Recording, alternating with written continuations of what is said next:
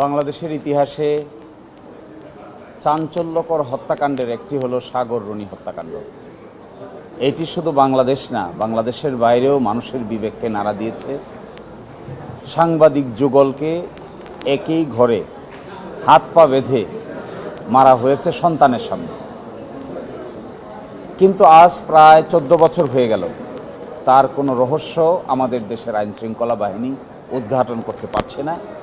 আমার বিবেচনায় এর চাইতে বড় ফেইলিয়ার এবং ব্যর্থতা জগতে আর দ্বিতীয়টি থাকতে পারে না। যে কারণেই হোক, আমাদের দেশের অপরিপক্কতা অথবা ইনভেস্টিগেশন এজেন্সির অদক্ষতা অথবা পলিটিক্যাল ইনফ্লুয়েন্স, যে কারণকে আমরা দায়ী করি না কেন, ফ্যাক্ট হলো এই রহস্য উদ্ঘাটন আজও তারা করতে পারে নাই। তৃতীয়বার টাস্কফোর্স গঠন করার পরে যে সময় নেওয়া হয়েছে, আজকে এসে তারা রিপোর্ট দিয়ে বলছেন যে আরও অমুক অমুক অমুক অমুককে জিজ্ঞাসা করতে হবে। যাদেরকে জিজ্ঞাসা করতে হবে তারা বলছেন তাদেরকে আসলে জিজ্ঞাসা করা সম্ভব না, কারণ তারা মিসিং, তারা দেশে নাই, তাদেরকে খুঁজে পাচ্ছেন না। আমরা আপনারা সবাই তাদের নাম জানি। পট পরিবর্তনের পরে যে লোকগুলোর সঙ্গে তারা কথা বলবেন বলে ইন্ডিকেট করেছেন প্রোগ্রেস রিপোর্টে, সেই লোকগুলো বাংলাদেশের জুরিসডিকশনের মধ্যে আর নাই। তাহলে কি তদন্তের রেজাল্ট ততক্ষণ হবে না যতক্ষণ পর্যন্ত তাদের পাওয়া যাবে না?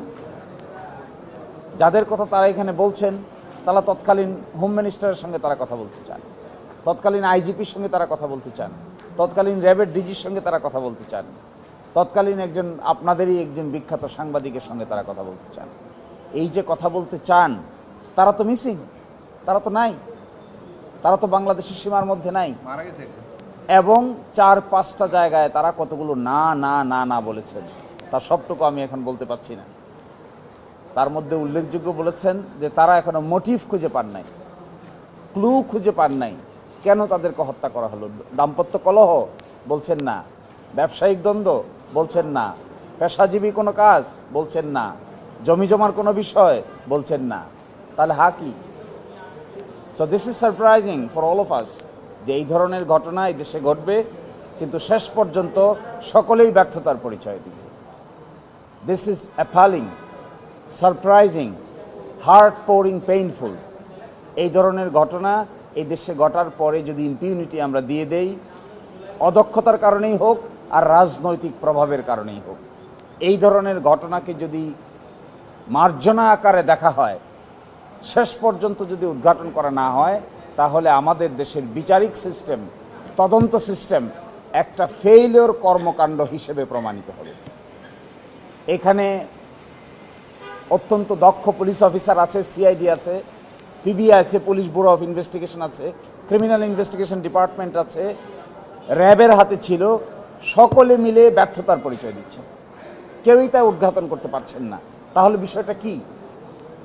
এমনি মরে গেছেন তারা? একজন আরেকজনকে বেঁধে মেরেছেন? একজন তো হাত পা বাঁধা ছিলেন, কে কাকে বেঁধেছেন, কারা বেঁধেছে? এবং আরও আশ্চর্যজনক, 2-3 জন মানুষকে এখনো জেলে রেখেছে, যারা প্রায় 9, 10, 11 বছর ধরে জেলে আছে, এরকম লোক আছে। তাদের ব্যাপারে কোনো ইনভেস্টিগেশনের আপডেট নাই, কিন্তু তারা জেলে আছে। আমরা যার পক্ষ হয়ে অবলম্বন করি, এই মামলার ইনফরমেন্ট, তিনি আমাদেরকে বলেছেন যে তারা কোনো নিরপরাধ মানুষকে জেলে এভাবে পড়ে থাকতে দেখতে চান না। তারা মনে করেন তাদের মামলার কারণে কোনো নিরপরাধ মানুষ যেন হয়রানি না হয়। কিন্তু এই যে উদ্ঘাটন করতে পারছেন না, এই জন্য দে আর ভেরি অ্যাংশাস, উদ্বিগ্ন এবং অনেকটা হতাশ। এই অর্থে হতাশ যে তাহলে কি আর বিচার পাওয়া গেল না? আজকেও সন্তান ম্যাগ, সে কল করে বলেছে যে তাহলে তারপরে কি, এরপরে কি? এরপরে কি হিসেবে যেটা ধরা পড়ছে সেটা হলো আমরা সবাই মিলে একটা ব্যর্থতার দিকে অগ্রসর হচ্ছি।